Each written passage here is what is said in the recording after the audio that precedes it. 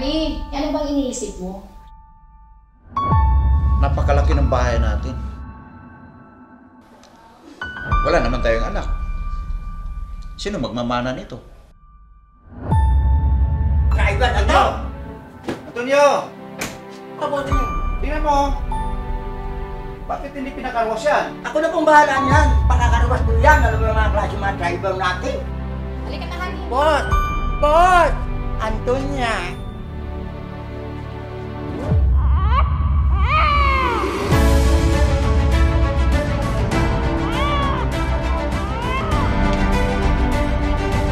Ay, naku! Bata! Madam! Bata!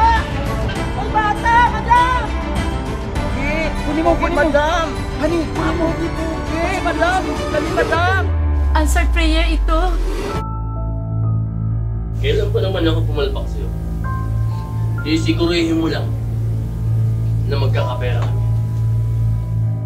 Attorney, inayos na po namin mag-asawa ang aming mga pasaporte dahil doon na po kami maninirahan sa Amerika. Sigurado ba kayo dyan? Sigurado na kami. At napag-usapan na namin yan. Matagal na kita binigyan ng palugit. Pwes, kung hindi ka magbabayad ngayon, pakuha ko lahat ng gamit mo. Hindi mababayaran. Kukunin ng mag-asawa ang bahay ni Madam. Siya, hindi biro ang inutang mo sa amin. Ngayon, kung hindi ka magbabayad, itong lahat ng ari-arian mo, pati itong bahay mo, kukunin namin yan.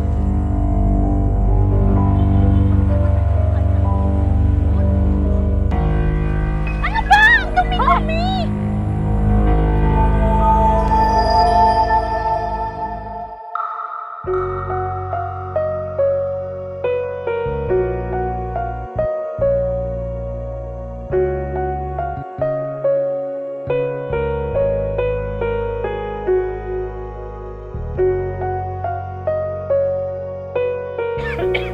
Magandang araw po, Tay. Magandang araw po, anak. Anak, bakit maaga ka na pauwi? May nakita po kasi akong pulubi kanina sa daan. Sobra po kasi nakakaawa. Kaya binigay ko po yung baon ko sa kanya. Ako nga pala si Richard. Nandiyan po ba si Eva sa loob?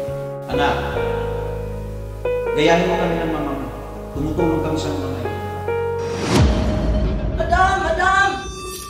May bisita po kayo sa labas! Sino yun? Takichi daw ang pangalan. Magandang umaga sa inyong dalawa, magkasama Samson at Delilah. Ganun po kami. Ohayo, gozaimasu. Takasi. Sit down.